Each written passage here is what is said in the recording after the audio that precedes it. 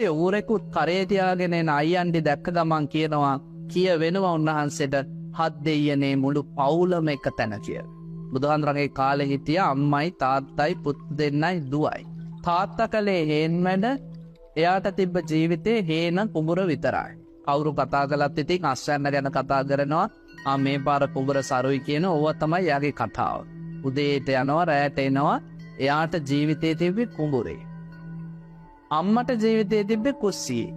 එහෙම ඉන්නවනේ සමහර පන්සලට ආවත් තේ හදන්න තමයි බාරගන්නේ. ගේකට ආවත් බණ අහන්න සාලෙට එන්නේ නැහැ කුස්සියට වෙලා එයා ඉඳ ගන්න කුස්සියම ජීවිතේ කරගත්තයි ඉන්නේ. මේ අම්මත් ඉතින් දැලි ගෑවිච්ච ඇඳුම් ඇඳගෙන කුස්සියම තමයි ජීවිතේ. පිනක් දහමක් නැහැ පන්සලකට යන්නේ නැහැ සිංගන්නේ උයනවා පියනවා අනිත් අයට කණ්ඩ දෙනවා වළං හොදනවා ඕකම තමයි ජීවිතේ. ලොකු පුතා දඩයක්කාරයෙක්. එයා හිතුවක්කාරයි.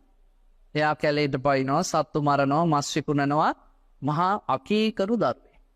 එතකොට මේ බාලපුතා බුදුහාමුදුරන්ගෙන් බණ අහලා ගිහිල්ලා මහාන වුණා රහතන් වහන්සේ නමක් බවට පත් වුණා. ඊළඟට දුවෙක් හිටියා. දුවට ඉතින් කිසිම බරපතලක් නැහැ ධර්මයේ හැසිරීමක් නැහැ. එයා කරේ රූපලාවන්‍ය. මොනවා හරි මූණේ ගානවා නිද ළඟට යනවා හොදනවා සුදු වුණාද කියලා බලනවා කන්නඩියකින් බලනවා. තව මොනවා හරි අතුල්ලනවා ආයෙ ගිහිල්ලා හොදනවා දවසම නිද ළඟ තමයි රස්සාව. පින්වතුනි එක පාරටම මහා වසංගතයක් පැතිරුණා දඹදිව පුරා.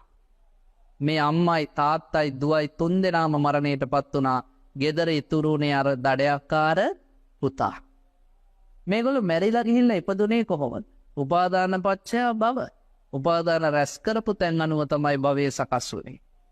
අර තාත්තා මැරිලා ගිහිල්ලා හේනෙම වල්ලූරෙක් වෙලා ඉපදුණා. අම්මා කුස්සියේ මැරිලා ගිහිල්ලා ඕපපාතිකව ගැරඬියෙක් වෙලා ඉපදුණා. නංගි මැරිලා ගිහිල්ලා ලිද ළඟ ගෙම්බෙක් වෙලා ඉපදුණා. ඉතින් ගැරඬියා බොදර හොයාගෙන එනවා වළං ගොඩෙන් එළියට බඩගාගෙන එද්දි දැක්කා ලිම්පඩිය උඩ ඉන්නවා ගෙම්බේ. ගිල්ලා. ගිලලා බොහෝම අමාරුවෙන් එද්දි මේ හේන දිගේ වල්ලූරා දැක්කා මේ ගැරඬියාව. වල්ලූරට පෙවද්දි ණයාද පොළගද ගැරඬියද කියලා නෑ ඕන සර්පේ දැක්කාම දෙකට තුනට කැඩුවා ගිල්ලා. ඉතින් මේ සර්පයාවත් නෑ ගැරඬියාවත් ගිල්ලාර වල්ලූරා. බලන්න සංසාරේ හැටි. ඒ පාර වල්ලූරා හේනේ එහාට මෙහාට ඇවිදිද්දී දඩයක්කාර පුතා එනවා. එදා ගොදුරක් හම්බ වෙලා නෑ මොකවත්. කේන්තියෙන් එන.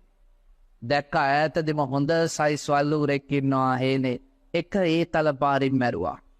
මරලා කපුව කෙටි දෙකෙන් උස්සගෙන කරේ තියාගෙන ගෙදර එනවා. එදා අර පවුලේ බාල